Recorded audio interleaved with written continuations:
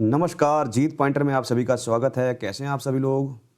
देखिए, घटना चक्र के पूर्वावलोकन की सीरीज़ में हम ज्योग्राफी सब्जेक्ट कवर कर रहे हैं और इसमें हम देख रहे हैं भारत का भूगोल। इसके प्रीवियस वीडियो में हमने देखा भारत के महत्वपूर्ण पठार। आज हम नया अध्याय शुरू करेंगे तटीय भाग और भारत की तटरेखा। देखिए, जो समसामयिक घटना चक्र है उसमें किसी भी लेवल का एग्जाम हो, चाहे पीसीएस का हो, आईएएस का हो या अदर स्टेट लेवल का एग्जाम है, उनसे संबंधित जो भी क्वेश्चन आए हुए हैं, ठीक है, इसमें दिए गए हैं और इसमें जो है पूरा वेरिफिकेशन दिया गया है डिस्क्रिप्शन रूप में। अगर आप इनको करेंगे तो आपके जो एग्ज़ाम आने वाले हैं नेक्स्ट किसी भी उसमें, उनके लिए बहुत ही महत्वपूर्ण और सहायता मिलेगी। तो देख लेते हैं तटीय भाग और भारत की तटरेखा। भारत की तटरेखा एग्जाम के पॉइंट ऑफ व्यू से बहुत महत्वपूर्ण पार्ट है ये, भारत की तटरेखा। ठीक है, देख लेते हैं। पहला क्वेश्चन है, भारत तीन ओर से समुद्र से घिरा है। ये सब हम जानते हैं, भारत जो है ऐसे तीन ओर से समुद्र से घिरा है। यहाँ पे अरब सागर है, ठीक है, यहाँ पे बंगाल की खाड़ी है, ठीक, और यहाँ पे हिंद महासागर है, ठीक। तीन ओर से समुद्र से घिरा हुआ है। भारत के तट रेखा की जो कुल लंबाई है टोटल, बहुत बार पूछी गई है, कितनी है? 7516.6 किलोमीटर, ठीक है। जो कुल तट रेखा समझ रहे हैं, ये जो समुद्र से लगा हुआ हिस्सा है ये, और जो हमारे इधर जैसे अंडमान निकोबार द्वीप समूह जो हैं, उन सबको मिलाने के बाद जो कुल तट रेखा की लंबाई बनती है वो कितनी है? 7516.6 किलोमीटर। अगर प्रश्न इस प्रकार आए कि कुल तट रेखा की लंबाई कितनी है भारत की, तो 7516.6 किलोमीटर है, ठीक है। और अगर मुख्य भूमि बोला जाए कि मुख्य भूमि की तट रेखा की लंबाई कितनी है, तो 5221 समथिंग है, सॉरी 5421 321 समथिंग कुछ है, वो हम आगे देख लेंगे। तो ये बात समझने वाली है कि कुल तट रेखा की लंबाई बोला जाए जिसमें क्या है, जो द्वीप हैं, द्वीपों की तट रेखा की लंबाई भी आ जाती है। तो ये ध्यान रखेंगे कितनी है? 7516.6 किलोमीटर, ठीक है। आगे देख लेते हैं। भारत की तटरेखा भारत की तटरेखा पूर्व में बंगाल की खाड़ी, ठीक है, और दक्षिण में हिंद महासागर, और पश्चिम में क्या है? अरब सागर सहित मुख्य भूमि और द्वीपों से घिरी है, ठीक है। भारत की तटरेखा में 9 राज्य और 4 केंद्र शासित प्रदेश आते हैं, ये ध्यान रखेंगे। तटरेखा में कितने राज्य आते हैं? 9 राज्य और 4 केंद्र शासित प्रदेश स्थित हैं। ठीक है, अब यहाँ पे जो है तटरेखा की लंबाई दी गई है, हम महत्वपूर्ण देख लेते हैं। देखिए, सबसे लंबी जो तटरेखा है वो गुजरात की है। अगर राज्यों में पूछा जाए, सिर्फ राज्यों में पूछा जाए कि सबसे लंबी तटरेखा किसकी है, गुजरात राज्य की है। कितनी है? 1214.7 किलोमीटर, ठीक है। और बोला जाए कि सबसे कम तटरेखा वाला राज्य कौन सा है, वो गोवा है, 118 किलोमीटर। तो ये दो महत्वपूर्ण बिंदु याद रखेंगे। यहाँ पे पूछा गया राज्य। अगर पूछा जाए केंद्र शासित प्रदेश, किस केंद्र शासित प्रदेश की सबसे लंबी तटरेखा है, तो अंडमान और निकोबार जो द्वीप समूह है उसकी तटरेखा सबसे लंबी है, 1962 किलोमीटर।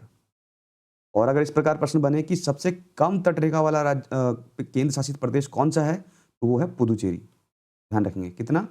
30.6 किलोमीटर, ठीक है। तो ये क्वेश्चन हमने देखे। आगे देखते हैं। तो टोटल जो कुल तटरेखा बन जाती है भारत की, द्वीपों समेत समेत और मुख्य भूमि समेत, होती है 7516.6 किलोमीटर, ठीक है। ये रिपोर्ट जो किसने दी है? गृह मंत्रालय, भारत सरकार एवं केंद्रीय जल आयोग की रिपोर्ट है ये। आगे देखेंगे। 26 जनवरी 2020 से दमन और द्वीप और दादर और नागर हवेली को क्या कर दिया गया है? उनको मर्ज कर दिया गया है और एक केंद्र शासित प्रदेश बना दिया गया है, दादर और नागर हवेली तथा दमन और दीव। तो जो दमन और दीव एक अलग केंद्र शासित प्रदेश था और दादर और नगर नगर हवेली ये अलग केंद्र शासित प्रदेश था 26 जनवरी 2020 से पहले। और 26 जनवरी 2020 के बाद इनको एक कर दिया गया है और मिलाकर एक केंद्र शासित प्रदेश बना दिया गया है, दादर और नगर हवेली और दमन और दीव। ये ध्यान रखेंगे। आगे देखेंगे।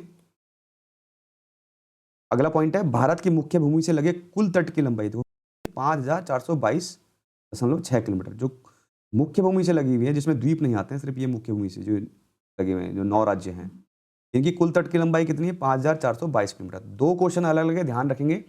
अगर कुल तट की लंबाई बोला जाए द्वीपों समेत, तो आपको देखना है 7516.6 किलोमीटर है।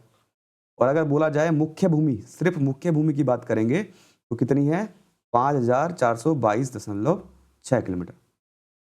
मुख्य भूमि से दूर जो कुल तट की लंबाई जो है कितनी है? 2094 किलोमीटर है। जो मुख्य भूमि है उससे दूर, मतलब जो द्वीप आ जाते हैं, उनकी कुल लंबाई कितनी है? 2094 किलोमीटर है। भारत में गुजरात राज्य की तटरेखा सबसे लंबी है, ये हम पहले पढ़ चुके हैं। और सर्वाधिक छोटी तटरेखा किस राज्य की है? गोवा की है। ठीक है, आगे देख लेते हैं।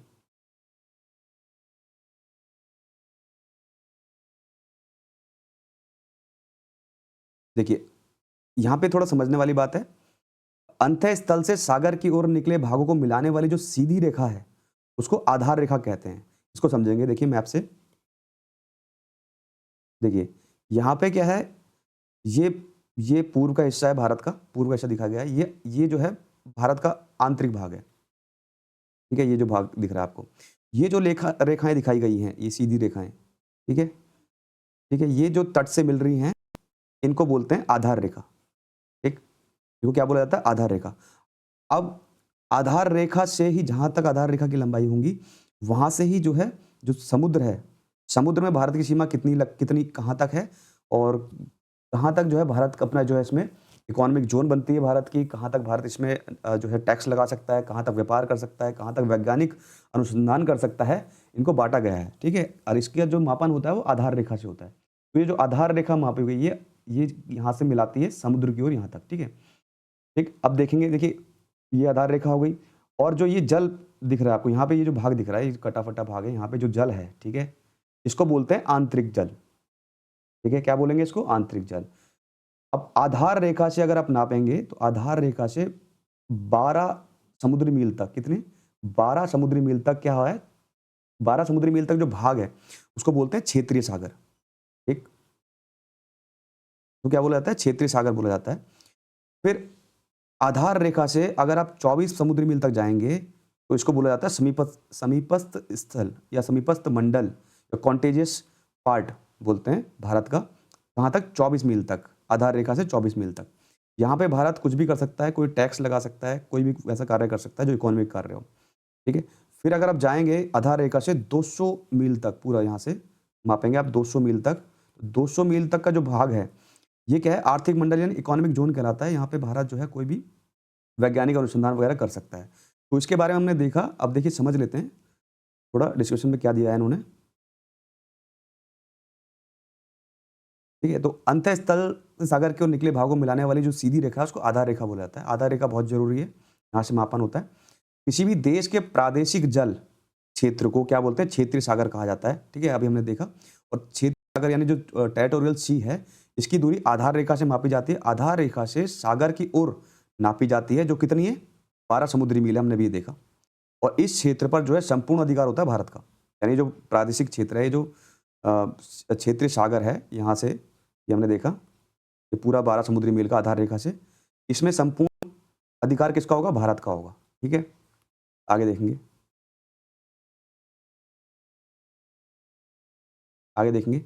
समीपस्थ मंडल को का विस्तार आधार रेखा से 24 समुद्री मील तक हुआ है। ठीक है, जो कॉन्टेजियस जोन है, जो समीपस्थ मंडल है, वो कितने समुद्री मील पर है? 24 समुद्री मील तक जो है मापा गया है। कहाँ से? आधार रेखा से। और इस क्षेत्र में भारत को क्या है? सीमा शुल्क वसूली और वित्तीय अधिकार है। यानी सीमा शुल्क लगा सकता है, टैक्स लगा सकता है, कोई भी चीज़ लगा सकता है भारत।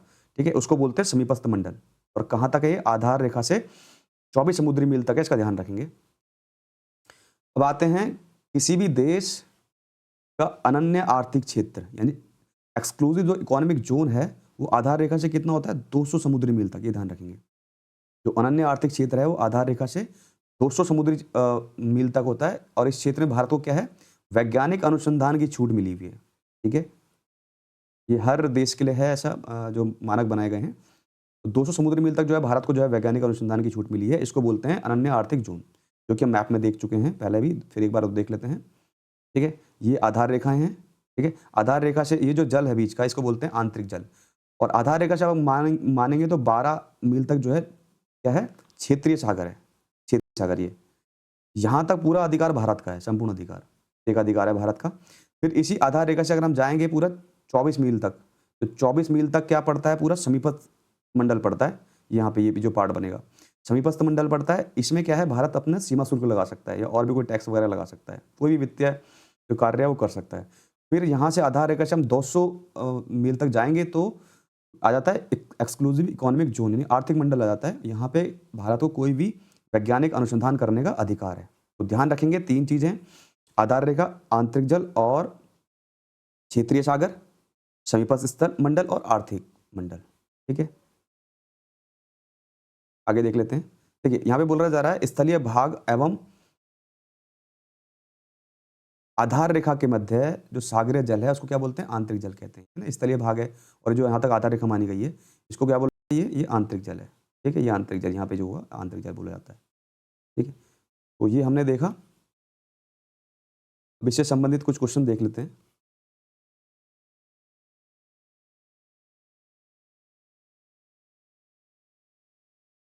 प्रीवियस ईयर्स में आए हुए क्वेश्चन देख लेते हैं इससे संबंधित।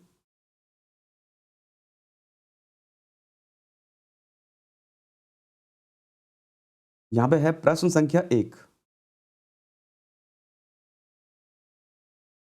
यहाँ पे बोला जा रहा है निम्नलिखित में से किस तट से भारत का औसत समुद्र तल नापा जाता है? बहुत महत्वपूर्ण क्वेश्चन है। कौन सा तट है जिससे भारत का औसत समुद्र तल नापा जाता है? वो होगा चेन्नई। ध्यान रखेंगे, चेन्नई जो है, चेन्नई से जो है औसत समुद्र तल नापा जाता है। ठीक है, आगे देखेंगे प्रश्न संख्या 2। भारत के प्रादेशिक जल क्षेत्र का विस्तार कितना है? ये देखिए प्रादेशिक जल क्षेत्र हम पढ़ चुके हैं, इसको बोलते हैं क्षेत्रीय सागर ही बोला जाता है इसको, जहाँ पे जो है भारत का संपूर्ण अधिकार होता है। तो ये कहाँ तक है? आधार रेखा से 12 समुद्री मील तक, नॉटिकल माइल यानी 12 समुद्री मील तक जो है इसका विस्तार है। ठीक है, तो यहाँ पे बोला गया है तट से 12 समुद्री मील तक, सी राइट आंसर होगा। प्रश्न संख्या 3। भारत की तट रेखा की कुल लंबाई कितनी है? देखिए तट रेखा की कुल लंबाई बोली गई है तो 7,500 किलोमीटर। ठीक, मुख्य भूमि बोलते हैं तो 5,422 किलोमीटर। प्रश्न संख्या 4। भारत की तट रेखा है, ठीक है, देखिए यहाँ पे क्वेश्चन सही से नहीं बोला गया है। अगर यहाँ पे बोला जाता कुल तट रेखा तो यहाँ पे जो है 7,500 समथिंग कुछ आता। अगर बोला जाता मुख्य तट रेखा, मुख्य भूमि की तट रेखा की लंबाई तो 5,422 किलोमीटर। ठीक है, तो इसलिए यहाँ पे स्टार दिया है, कोई दिक्कत नहीं है। आगे देख लेते हैं प्रश्न संख्या 5।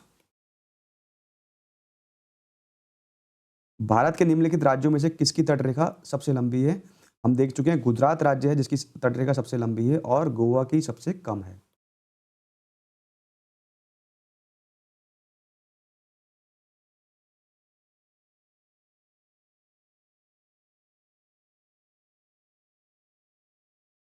प्रश्न संख्या 6।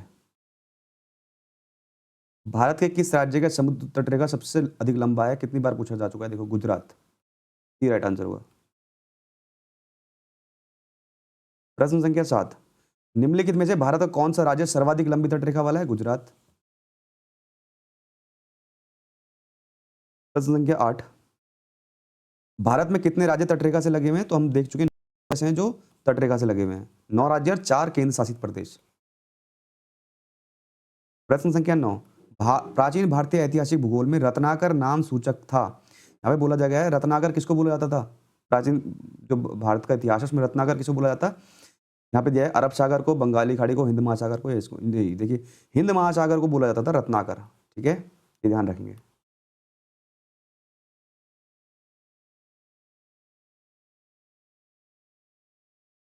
प्रश्न संख्या 10 देख लेते हैं।